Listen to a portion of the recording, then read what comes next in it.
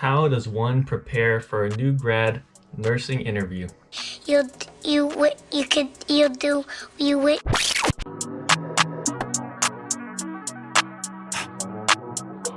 What's good, you guys? NWA here, Nurse Pat, coming at you again with some more heat. For those of you that passed your NCLEX already and you're on the job hunt, you got some scheduled interviews, this video is for you. Hey, this for you, babe! It's sort of that time of year now where people are starting on their job hunt. They passed their NCLEX. During this time, more new grad programs are opening up. In this video, I'm going to talk about some tips, some resources, and some sample questions that I felt helped me during my nursing interviews. It's very important to prepare for your interviews, especially if this is your first one. This is your time to shine.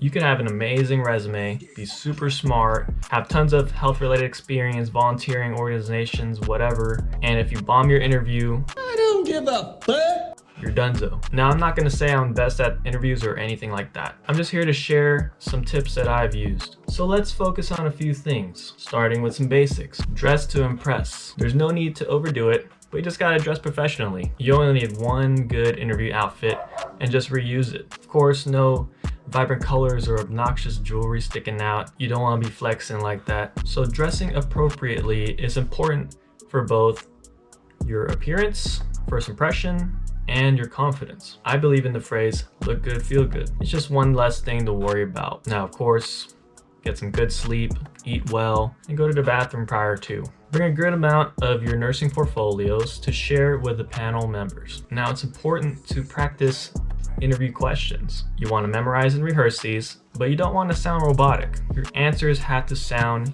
human. Otherwise, you just seem fake. Most new grad interviews want to see your character. You got to show some personality, some friendliness. They want to see if you'll fit into their team and get along with others. Maintain good eye contact with the panel members, but of course, don't overdo it. Hey bro, don't be looking at me. Close your eyes for me, bro. From my experience, I feel that most interviews will have these basic things. You'll have your core get to know you type questions, you'll have your situational questions, and you'll have those tell me about a time questions. All right, tell me about yourself. Why did you choose nursing?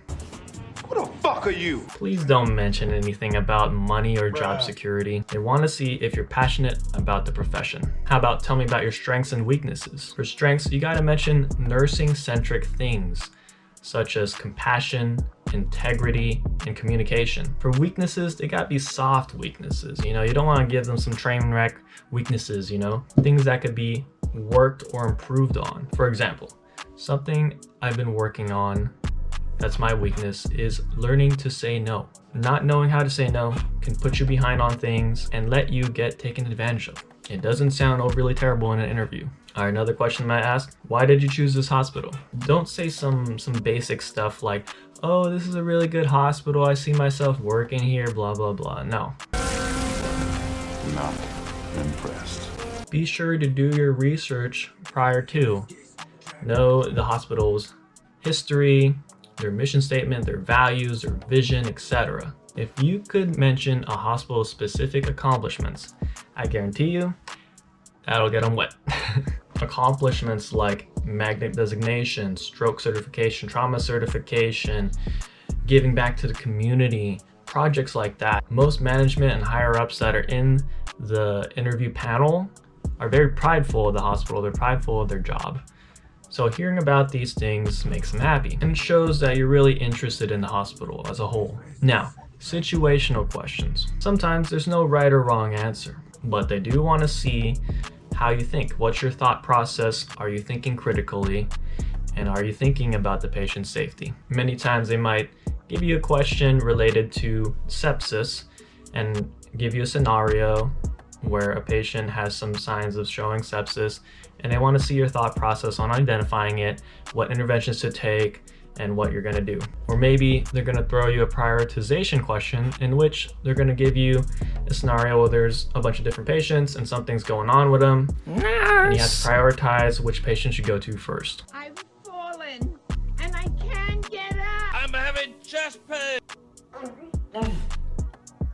Bitch, I'm over 72 and I feel great. For those ones, Think about your resources and delegation with your CNAs. Honestly, with all these questions, the underlying thing is patient safety. Patient safety is #1 priority all the time. Honestly, if you could throw in the phrase patient safety into like most of your answers, that's a guaranteed banger. Just do it.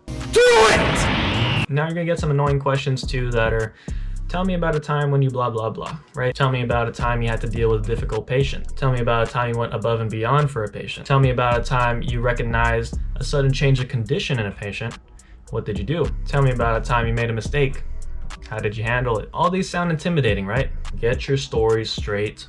Try to remember your clinical experiences. And remember this, underlying thing they're looking for is effective communication. Effective communication with your patients, family members, and the interdisciplinary team.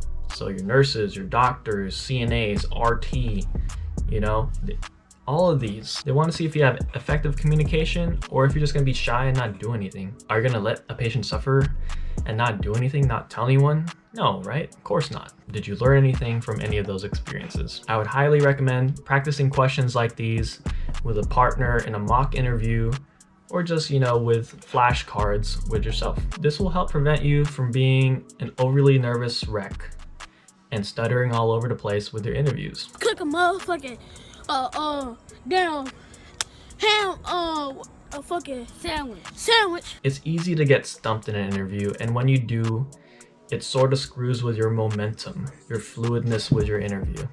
In terms of nursing interview resources, I joined this Facebook group a while back called RN Interview Tools, and honestly, it was very helpful in my opinion. Also, if you have good networking and know some people that already work at the hospital, you could always ask them for advice on what to look out for during your interview. However, take that with a grain of salt because nursing interview questions at hospitals change from time to time, but at least you could get an idea of the caliber of the questions they might be asking you. All right, so that's all I got for you guys today. I know nursing interviews can definitely be nerve-wracking. My heart always beats like crazy prior to, but with proper preparation, I know you guys could kill that interview. And it'll just merely seem like a conversation with the panel members. It'll be an enjoyable experience. I hope this video helps. Let me know in the comments section if you have any questions or concerns. Also, be sure to like and subscribe if you're feeling the content. As always, stay safe, stay humble. I'm out.